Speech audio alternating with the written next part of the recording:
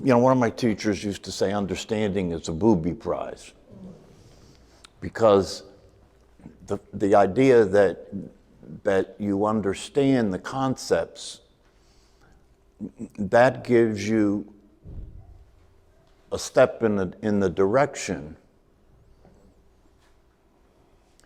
Because in a sense, you could talk about understanding in terms of you could imagine what this is about, kind of like that. You can imagine it. You can imagine the idea that you can conceptualize. Conceptualization is something like imagining. You can conceive of it. That's a conceptualization. You can conceive of it. And it's interesting. The reason that you can conceive of it is because you are it. How could you not conceive of it?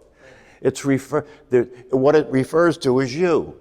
Always. Everything that is said refers to as you. So the idea that you understand it is a booby prize, because the understanding of it, it's almost as if the understanding of it is realer than you. Right? But it's not, because you couldn't understand it unless it was already something you were familiar with. When you understand something, it makes sense to you, right? It fits what you already know, and so because it fits what you already know, it makes sense. You can see it. You can understand it. You can conceptualize it. And what are we talking about here when it comes to understanding and conceptualizing? Well, we're talking about understanding your true nature. We're talking about understanding the nature of the truth itself, not just your true nature, but the truth itself. For example, one extreme statement about the truth itself is that consciousness is all there is. That's a statement about the truth itself. Okay? A statement about who you and I really are is that who you and I really are is not a physical body, not a personality, not a brain, not a mind. And one of the ways that we can say that we know that to be the case is because of a very simple reality, and that reality is anything you can see must not be you. It's as simple as that. Anything you can see must not be you, because if you can see it, there must be a distance between you and what you see. So it's not you, right? And you can see your body, you can see thoughts, you can see the world, right? You can see other people, you can see emotions. And so when you get into this and you start to explore it, what you come to recognize is that, well,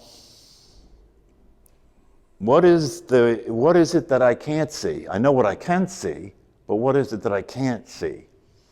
And then we get into this whole business. You can't see yourself because you're the looking that is looking to see who you are. But then it becomes possible to understand and recognize that it may not be true that I can't see what I am. I can't see who I am. But it's just as true that I am that. And to be that and to experience the experience of being that, to be aware of being aware, is much more important and much more powerful than seeing who you are like you see everything else that's not you. So then that presents you with the opportunity to instead of trying to find out who you are, to start to pay attention, because you're already that.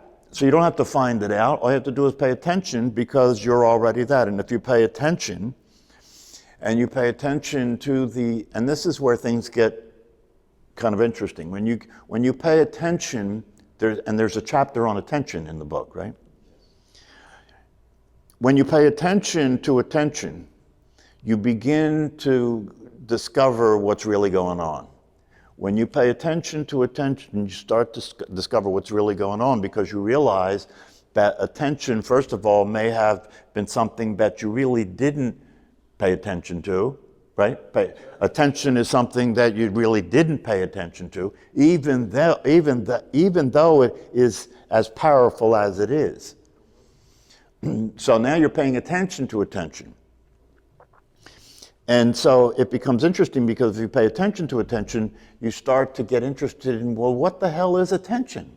What is that, right? What is it? It's kind of we have this ability to shine the light of attention. So attention is like a light, it's like putting the awareness specifically on something in particular, right? To pay attention to something. And so this becomes very important because it becomes the ability that we have to look. The ability that we have to look is very much associated with paying attention, right? Because what you give your attention to is what you can look at. And the more focused you give your attention, the closer you can look at it. And the closer you look at a lot of the things that are talked about here, you begin to see the truth. It begins to reveal itself to you because you haven't really looked at it before. And for many people, they haven't really looked at who they are before because it wasn't a question. You were so busy trying to get who you are to work, right, that you never stopped to look and see what it is or who it is, right? And if you do look to see who it is, and if you do start paying attention to thoughts, right, because you identify, in the normal course of events, you identify with thoughts. So you're not looking at thoughts like thoughts. No, you're not looking at thoughts like thoughts. The way thoughts occur for you is that's me thinking. And that me thinking, as it compares to thoughts being seen as not you thinking, is very different. A world of difference. That's one of the major recognitions in this process, is the recognition that thoughts happen to you. You don't cause them and you don't think them. If you just get that and you get clear about that and you start to practice paying attention to the thinking activity and start to practice paying attention to the emotional activity, because in both cases, we identify with thinking and emotions. And when you identify with it, you don't have any space to see it for what it is. So it's not thoughts, it's my thoughts. It's not feelings, it's my feelings, right? And so you have, in language, you can hear the breakdown when people don't say, fear has occurred, fear has shown up. No, they say, I am afraid. I am afraid. And if you are afraid, there's no space. You and the fear, you and the fear are collapsed. You and the experience of emotions collapse into one thing. So there's no space.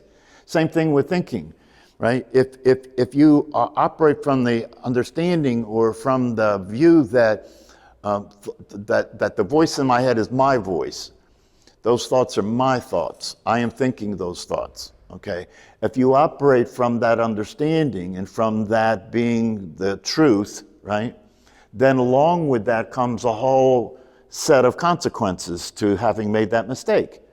And the consequences are that now you have to begin hiding how crazy you are, right? Because if you're the thinker of see, we don't even stop and look at this stuff, right? But when you stop and look at it, it starts to reveal what's always been the case, but you just weren't paying attention.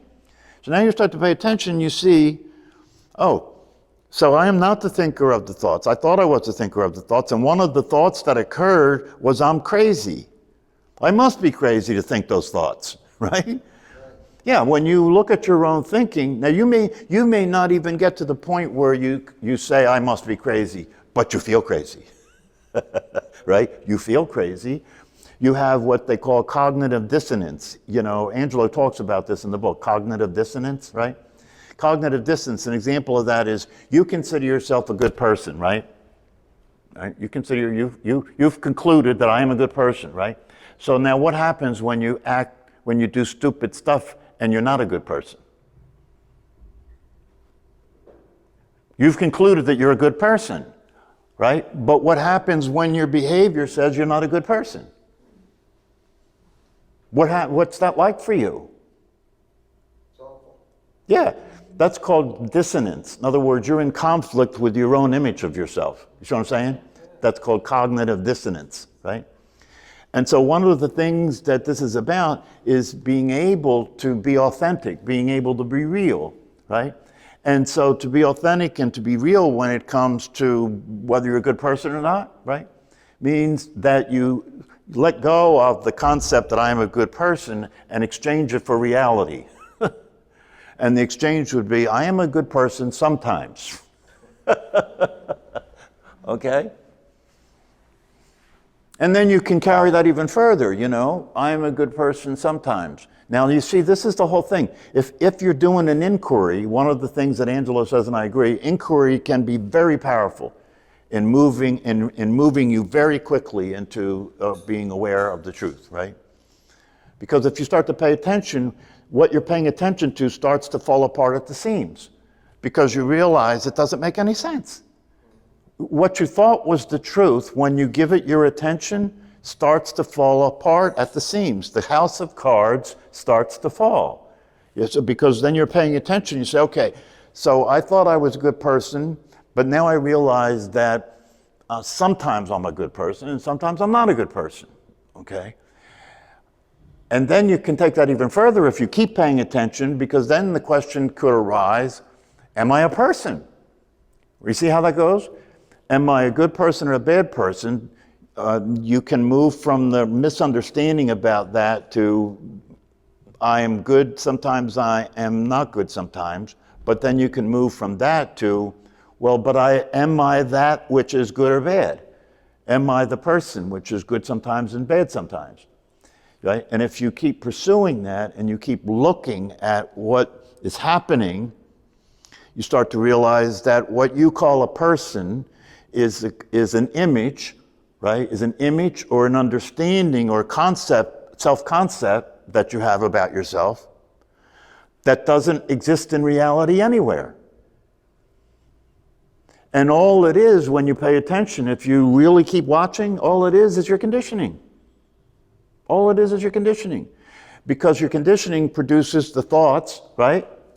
And then you relate to the thoughts like you're thinking the thought. Can you see how this will just take you to hell fast? Yeah. So this whole process is a process of coming out of that. And how do you come out of that? You start paying attention where you weren't paying attention before. You start paying attention to the process that goes on in the mental state. You start to watch. You start becoming a witness to the thinking activity, a witness to the thinking activity, a witness to the emotional activity. And one of the things you see if you're paying attention is thoughts come and go. Emotions come and go. Sometimes you get stuck with a thought that keeps cycling, right? Sometimes you get stuck with a feeling that you just can't seem to let go of, right? And why that is the case starts to become apparent if you keep paying attention. Now, this can be facilitated by the teaching and the teachers and the practices because they're helping you. They're giving you an idea where to look, you know, and how to look. And they're helping you not to fall into making big mistakes that'll cost you a lot of time, right? But you have to do the work. There is no such thing as somebody outside of you causing your enlightenment. That doesn't exist. And one of the reasons it doesn't exist is simply because the whole concept of enlightenment is the way we talk about something that's not true. The whole concept of enlightenment is the way we talk about something that's not true. What is it that's not true? What is it that's not true is that you're not enlightened. What does enlightenment mean? Enlightenment means that you know who you are. The lights went on. You saw what was there. You saw who you are, right? Enlightenment means that you come to the direct experience of your true nature. Then you're enlightened. That's awakening, right? That's enlightenment, right? But it's a way we talk about something that doesn't exist. What do I mean by that? Well, what doesn't exist is that you're not enlightened. What doesn't exist is that you're not who you are. And you're living in that lie. You get it? What doesn't exist, enlightenment is a way of talking about something that's not true, right? It's not true. It's talking about the idea that you're not who you are, and then to become who you are, you have to be enlightened, right? But that's not true. So enlightenment is talking about something that's not true, okay? And the recognition and the realization of enlightenment is always the same in the sense that when it occurs for people, when people wake up, one of the common things that they say is, this isn't new. This isn't new. This has always been like this, right? So again, did you become enlightened? If this isn't new and it's always been like this, did you become enlightened? No. What happens is you stop being unenlightened. That's all. You were always enlightened. You were always who you are. You just stop being who you're not. That's the practice. That's the practice. Because once you're in contact with the truth of yourself, it becomes very obvious to you not to be that is stupid. It's simple as that. And it becomes obvious to you that that's transparent. What does that mean? It means that when you're experiencing the truth of yourself, you have nothing to protect. The personality needs protection, right? Because it's separate from other people, right? The personality needs protection because compared to other personalities and circumstances, it's vulnerable, right? But does the awareness need that protection? Does the awareness need to defend itself? Does it need to deny anything? Does it need to deny its humanity? It has nothing to protect. It has nothing to defend. The idea that it's vulnerable is not a problem. The idea that it is capable of being ignorant and making mistakes is not a problem. Because once you know who you are, you accept the fact that part of that who you are is that you appear in this time-space world as a physical body and a personality, right? That's called being human. And in the human experience, you must make mistakes. As a human being, you must make mistakes. That's just part of the process. You can't know everything. You can't. And the thing about it is that when you wake up and you see things as they are, making mistakes is not a problem anymore. It's just the way it is. It's just life. It's just experiencing life. And so you don't have to hide your mistakes. You don't have to try not to make them. You're just being human. And when you allow yourself to be what you are, the natural process is unhindered. It's not hindered anymore. You're not in the way anymore. You're not trying to meet some image. You're not trying to meet some standard anymore. You know what I mean? You're not trying to measure up anymore. You're not trying to hide from anything. You're not trying to avoid anything anymore. It gets to a point where you realize that the fulfillment of a human life is the direct experience of what's happening. The fulfillment of your life is nothing other than the direct experience of what's happening. And the suffering and all of the craziness that goes on and all of the consequences that people go through in life is because of the fact that they're simply not there with what's happening. If you read Angelo's book and if you look at these teachings, what are they saying? Why do you think they emphasize the word presence? They emphasize the word presence because most of us are absent. Most of us are absent.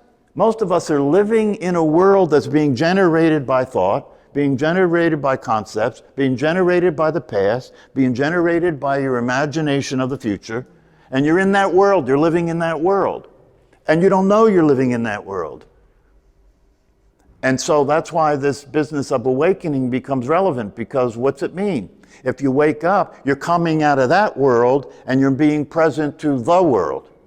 You're being present to reality as reality exists, not just the concepts in your mind, not just the thoughts you're having. You're present to the whole thing without any attachment to anything, without any interest in anything being any particular way. Isn't it interesting that that's the practice? That's the practice. Now, if you go to practice that, right, what'll come up is all of the conditioning that you have that says it should be a certain way. And you definitely have a lot of conditioning, and that'll run from the moment you open your eyes in the morning, right? So now that you're aware of the truth, now that you have access to reality, you can start to pay attention in such a way that when the program is running, right, that is a conceptual reality, that's a thought-based reality. When the program is running, you can be aware of it running, and you can see the difference between the concepts and the reality. You can see the difference between, now, you can see the difference, for example, between the concept of love and the experience of love, right? And so instead of trying to be a loving person, you can experience that you are love. Do you see the difference? Trying to become a loving person is a conceptual understanding, right? But experiencing the truth of yourself is not a conceptual understanding. And so the practice is to practice noticing to practice noticing when you're in your head, to practice noticing when you're relating to concepts, not what's actually happening. That's the practice. And the practice takes practice. The practice takes time, and this is the area that people go through that's difficult, right? Because it's confusing, right? Because when you're out of it, when you're out of the clarity, when you're not seeing things clearly, right? Then you're back into this, back into this way of thinking about it, back into this way of the way you feel about it, back into this way of the way you think it is, right? And then you start suffering from living in that world again. Because what you think and how you feel is very often not a match for what's happening. It's in conflict with what's happening, right? So you start to suffer again. And then when that happens, especially if you've had the glimpse or you've made contact with the truth, right? Then when that happens, it's like, oh, I thought I knew what was going on, but I guess I don't. Or I thought I was awake, but I guess I wasn't, because I certainly am not awake now. And then you get frustrated, right? And then you get doubtful, start wondering, what did I do? Did I just buy into something here that's crazy? And the interesting reality is, that's true, you did buy into something that was crazy, but it's not this. What you bought into that was crazy, you bought into when you were in kindergarten. But you couldn't do anything else. What else could you do?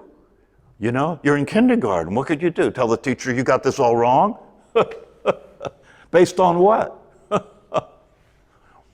So all that had to be the way it was. All that had to be the way it was for you to get orientation to be in this world. Had to be that way, right? But along with that, because the focus was so totally on the illusion, because the focus was so totally on the beliefs and the conditioned understandings that people have, that they get exposed to, right?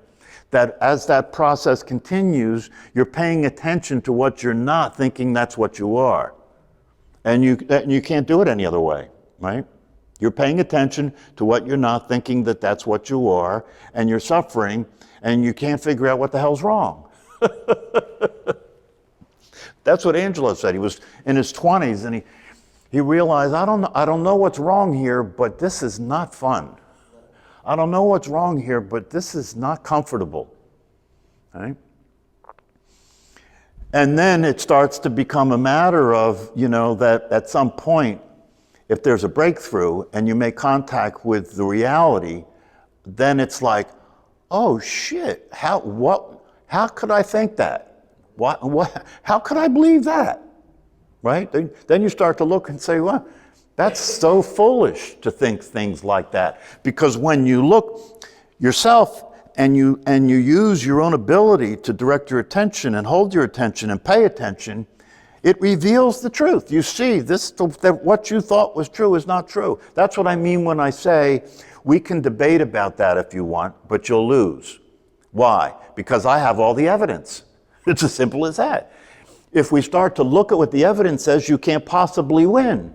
You can't possibly win. In fact, you have to ignore the evidence to maintain the idea that you have about reality. You have to ignore the evidence to maintain the idea you have about who you are. Because the evidence doesn't indicate that that's who you are. The evidence indicates that that's not who you are. So you have to actively deny that. You have to actively not pay attention to that. And you have to actively keep your attention focused on the thinking process in which the idea you have about who you are keeps being generated. Keeps being generated. Even though it's not real and it doesn't exist, right? The way it works is it just inserts itself, right? An emotion comes up. I'm having that emotion. No evidence for there being any I, right? It inserts itself.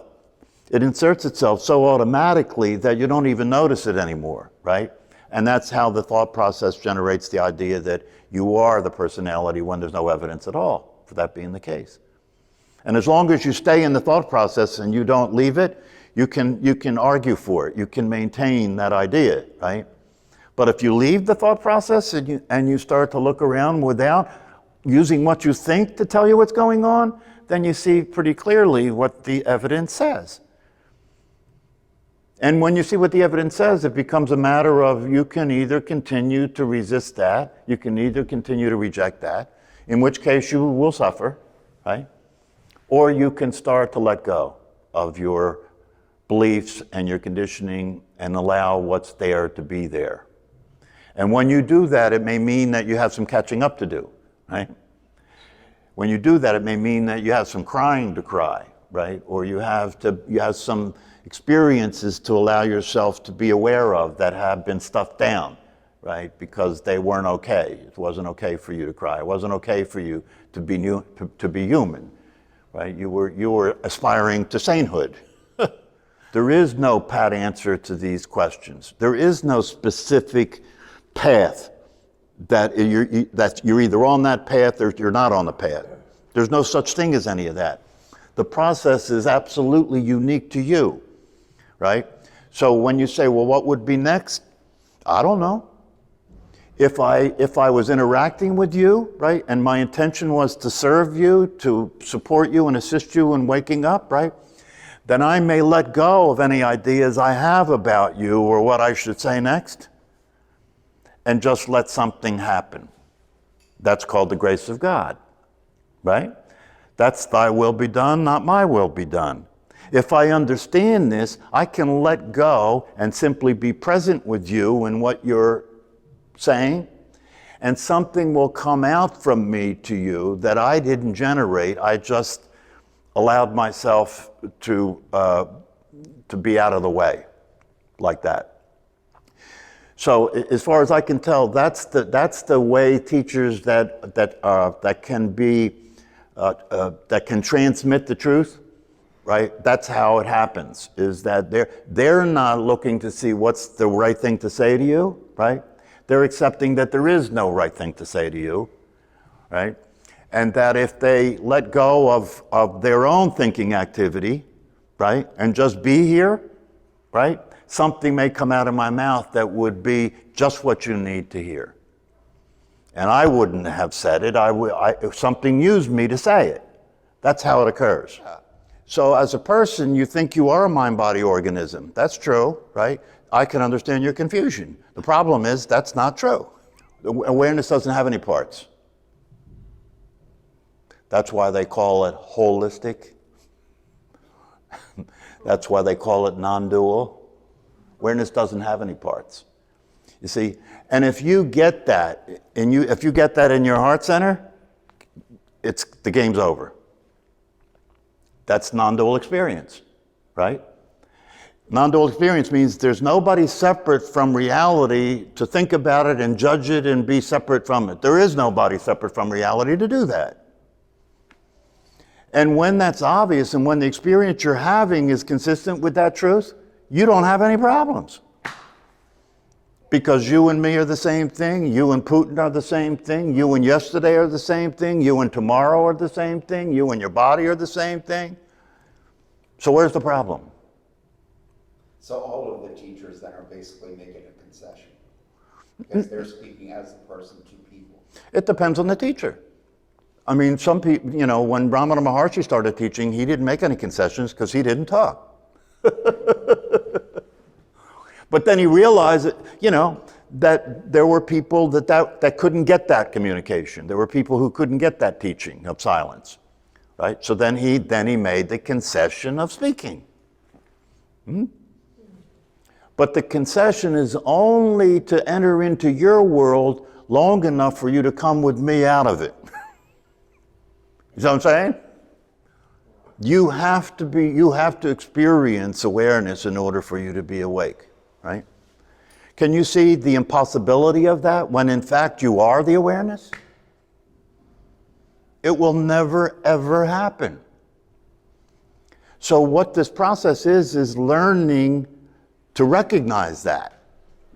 So you don't say it like you think I'm going to have that conversation with you, because if I do, I'm helping you to stay asleep. Right? Just stay there. Right. Just stay there. Just stay there.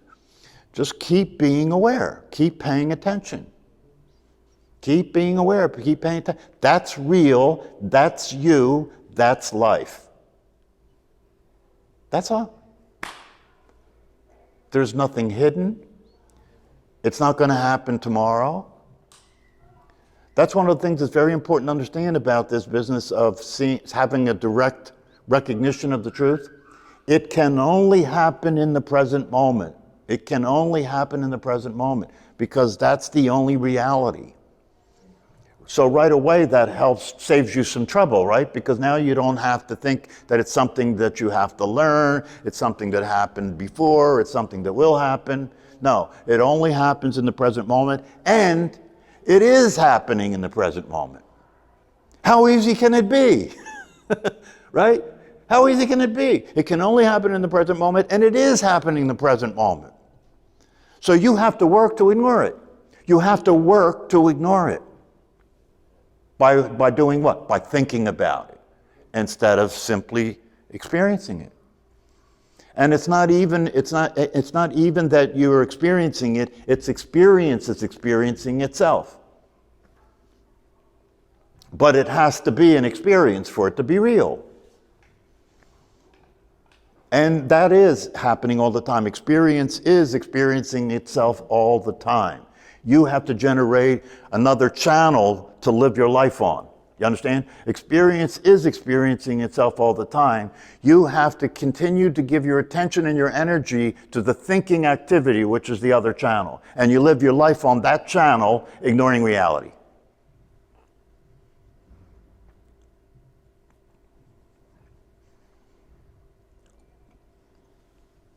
It's a very strange paradox, right? In the sense that there's nothing you can do to experience the truth. You know why? See, the thing is that the truth is very simple, and that's what I said to Eleanor, right? The truth is, you're a human being in a human life in time, right? And at the very same time that you're God. So in the human life, you're experiencing being somebody who can do. You're a doer. You're experiencing somebody who can make things happen. You're experiencing that you have free will, right? But that's only because at the level that you're operating, it looks that way, right? But if you follow it back the way I tried to do with you, there's nowhere to go but to the source, isn't there? Pay more attention to waking up to who you are. If that happens, you'll see how the rest of it works. Yes. If you stop thinking that you're who you think you are, you'll start seeing the truth. There's another. See, somebody who's awake understands that Putin is God. Put that in your smoke and pipe it.